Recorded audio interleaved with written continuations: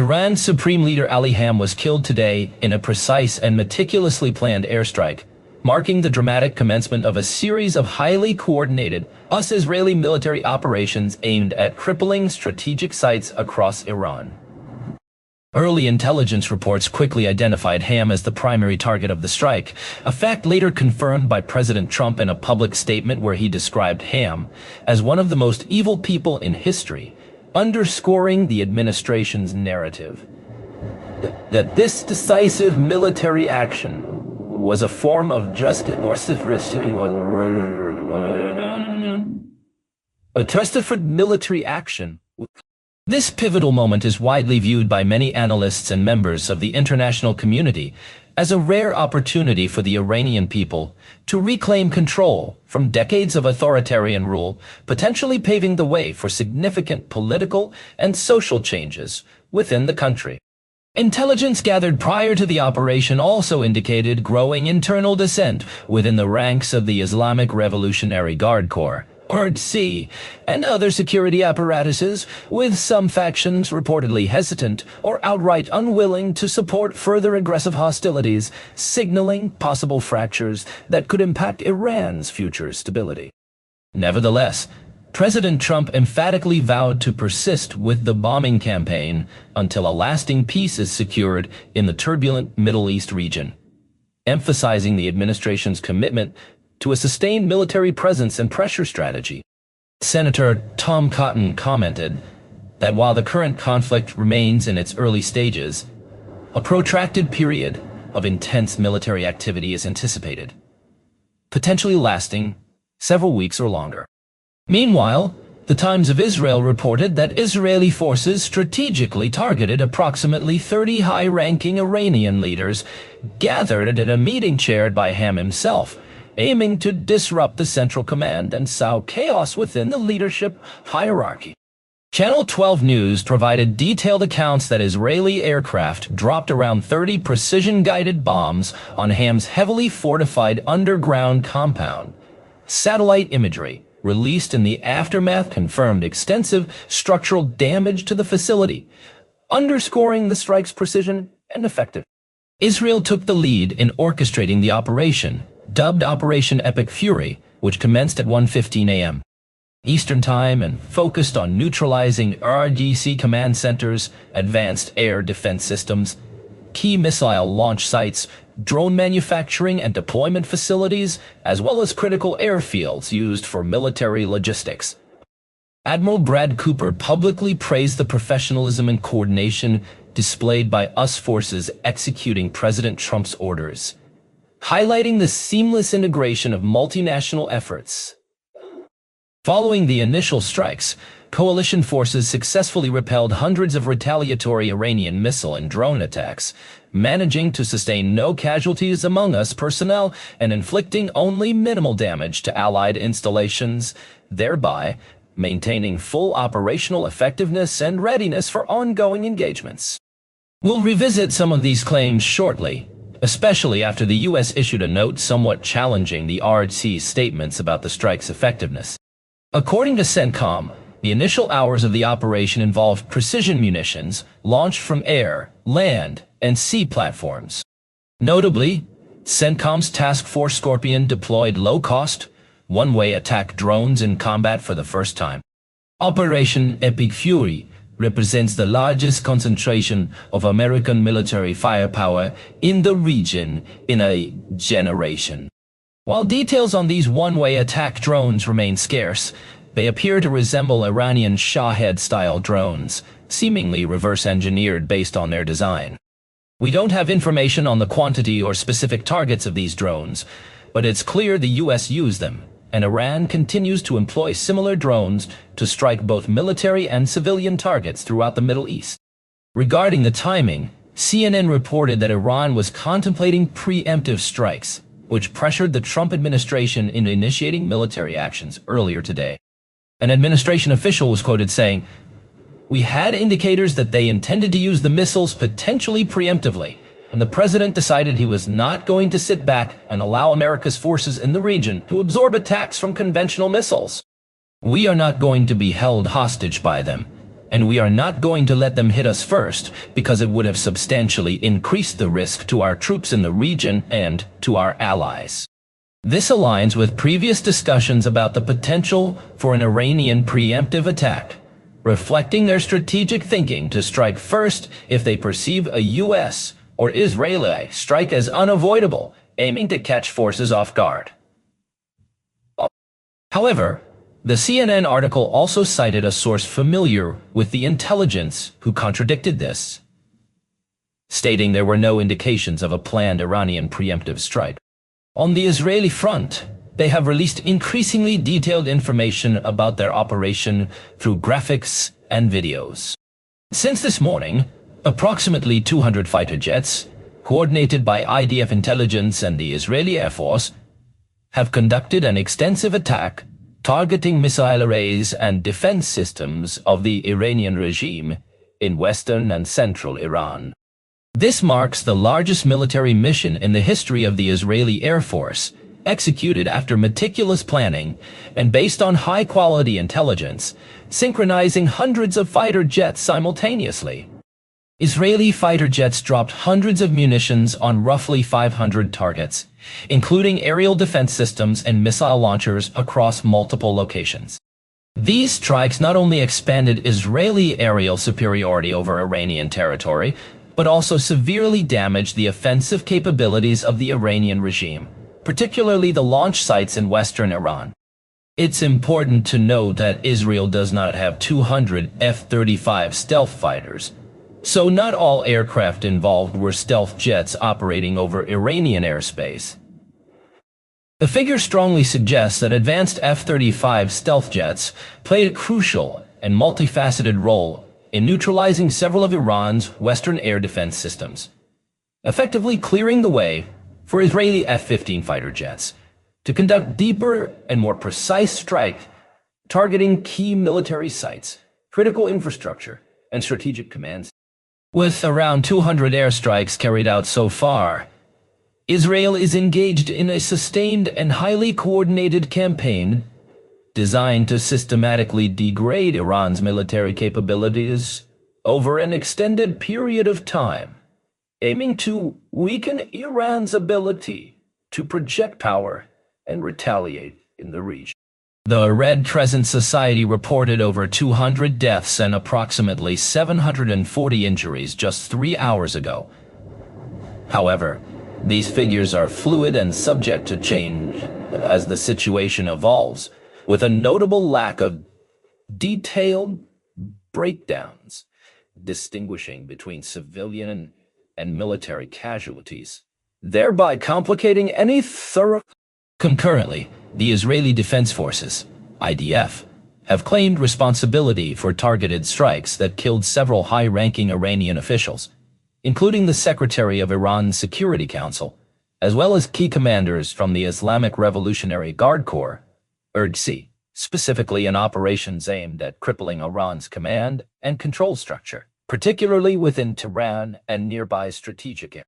This tactic follows a consistent pattern observed throughout the 12-day conflict, where Israel focuses heavily on decapitating Iran's leadership in an effort to disrupt decision-making processes, reduce coordinated military responses, and sow confusion within Iranian ranks. Notably, Iran's nuclear facilities have remained untouched, which strongly suggests a deliberate and strategic decision by Israel to avoid escalating the conflict into a nuclear confrontation or further destabilizing an already volatile region, thereby maintaining a calculated threshold in their military operations. Earlier reports of an airstrike on a school, which Iran claims resulted in over 100 deaths and attributes either to U.S. or Israeli forces, remain subject to ongoing investigation and verification. A widely circulated video showing a powerful explosion, initially misattributed to past events in Afghanistan or Pakistan, has been geolocated and confirmed as authentic and recent. However, the exact cause of the explosion is still under review by independent analysts and military experts, adding another layer of complexity to the evolving narrative.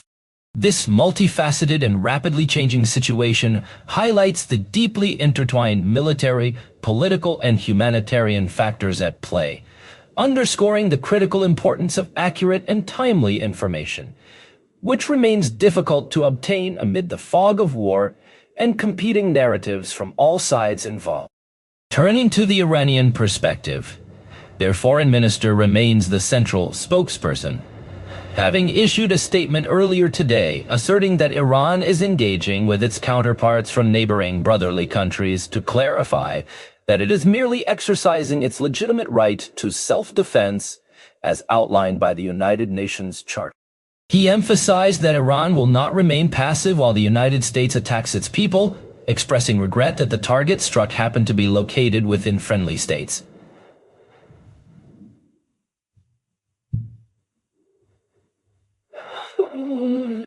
We will shortly review some of the strikes occurring across the Gulf states. The foreign minister questioned why the U.S. administration insists on initiating negotiations with Iran only to launch attacks in the midst of these talks, a pattern that also occurred last June, just 48 hours ago. Even the Omani foreign minister expressed confusion over the U.S. attack on Iran, suggesting perhaps the U.S. administration was coerced or misled into it. The Iranian official firmly stated that Iran will hold accountable those responsible for killing their children, clarifying that their hostility is not directed toward the American people, who they believe are being deceived once again. Regarding the timing of U.S. strikes during negotiations, it's important to recognize that Iran perceives this situation as an absolute all-or-nothing scenario where they must go all out or risk regime collapse. Given that this is the second time in 8 months that the U.S. has arranged talks with Iran only to launch military operations mid-negotiation, it would be unrealistic for Iran to expect a different outcome next time. Meanwhile, Iran has continued to carry out sustained drone and missile attacks across the Gulf throughout the day, marking a significantly more robust response than during the previous 12-day conflict. Notably, their attacks have not been limited to Israel. Earlier today, Iran launched a third or fourth wave of missiles targeting Israel, with a few impacts recorded in Tel Aviv, where around 7 people have been confirmed wounded.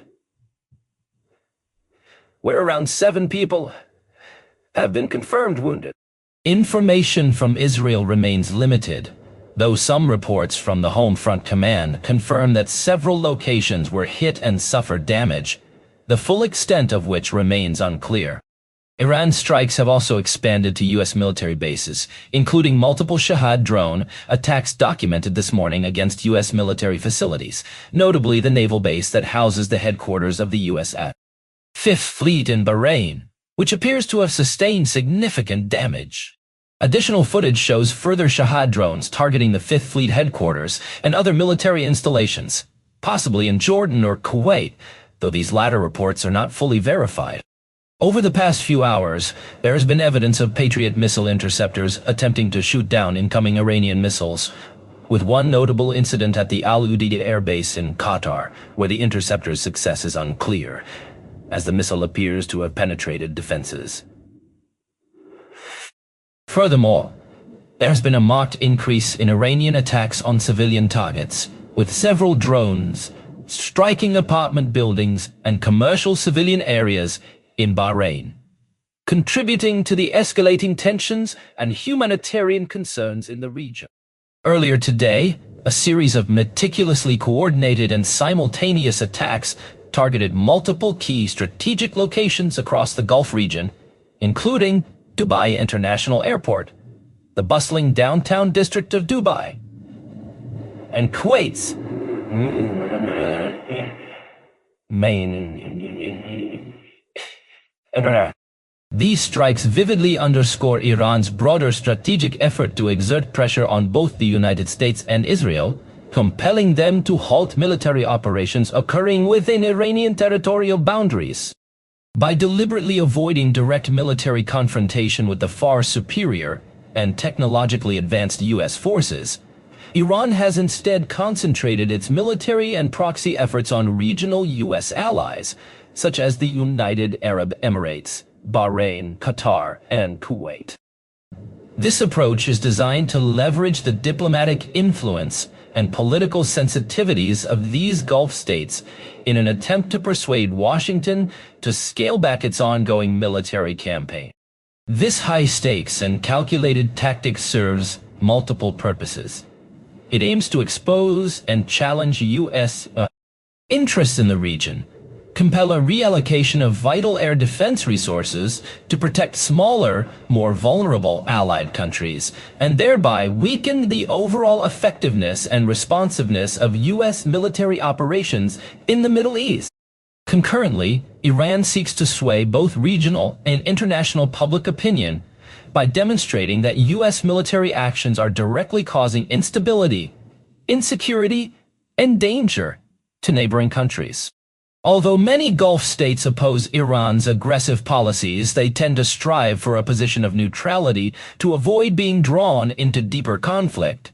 Some have even taken the significant step of closing their airspace to U.S. military flights targeting Iran, signaling a clear reluctance to further escalate their involvement in the conflict.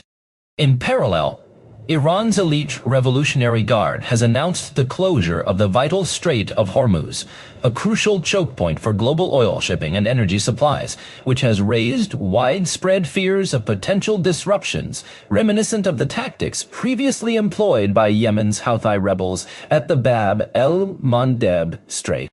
While no commercial vessels have yet been directly attacked, maritime traffic in the region is proceeding with heightened caution amid the escalating tensions, significantly impacting shipping schedules and insurance costs.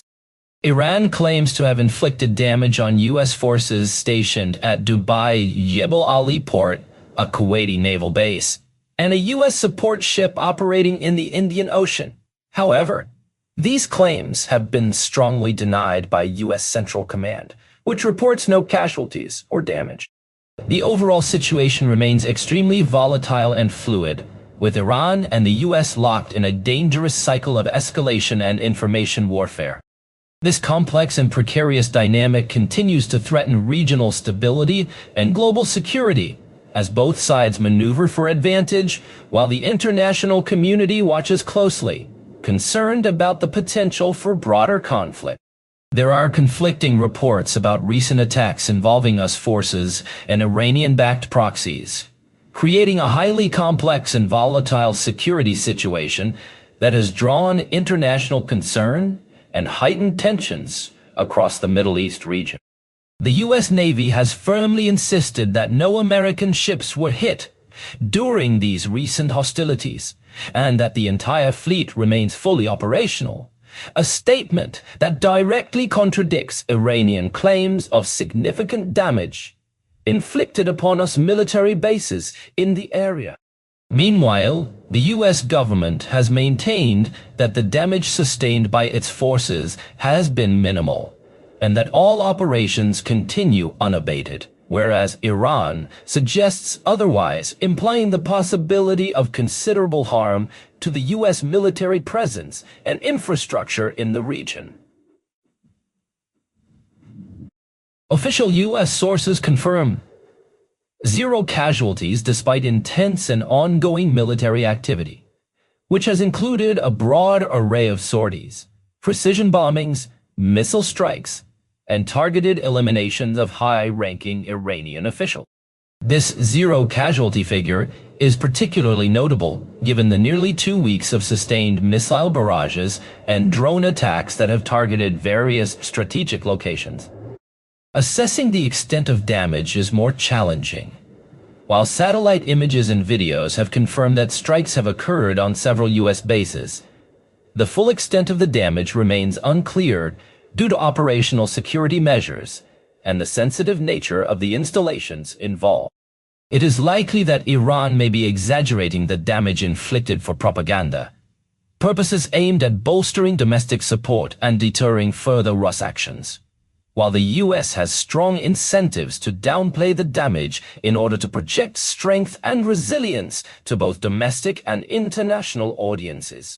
Attention has now shifted to Iranian proxies, such as the Houthis in Yemen, Hezbollah in Lebanon, Hamas in Gaza, and various militias operating in Iraq and Syria, which, despite their known capabilities and previous engagements, have not launched any major coordinated attacks in the recent period. The Islamic resistance in Iraq has claimed responsibility for several drone attacks. However, these claims remain unverified and could potentially be part of a broader propaganda strategy to exaggerate their influence and operational reach. Iran continues to conduct missile attacks, transitioning to more advanced missile models, featuring improved accuracy and extended range, which may partly explain earlier breaches in Israeli air defenses, although the exact causes of those breaches remain uncertain and under investigation. Iran reportedly possesses a robust missile manufacturing capability with a diverse arsenal capable of targeting US bases and Israeli territory. But the exact numbers of missiles deployed and losses sustained during the ongoing conflict remain unknown and are closely guarded secrets. The coming days are expected to be critical in assessing whether Iran can sustain its missile launches over time and whether US forces, along with their regional allies, can effectively counter this evolving and multifaceted threat, which could have significant implications for regional stability and the broader geopolitical landscape. Over the next 12 hours, increased U.S. air activity over Iran is expected, possibly targeting key nuclear and military sites. So far, few manned U.S. aircraft have entered Iranian airspace. Most attacks use standoff weapons to minimize pilot and aircraft risk.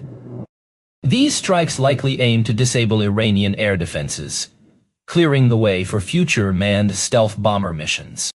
Monitoring manned aircraft entering Iranian airspace is crucial, as it may indicate escalation. David Albright of ISIS shared satellite images showing no damage to major nuclear sites like Natanz, Pickaxe Mountain, Esfahan, and Fordo. Tunnel entrances remain open, consistent with the US and Israel not officially targeting Iran's nuclear program. However, President Trump's recent statement marks the nuclear program as a red line, signaling potential for increased military action if crossed.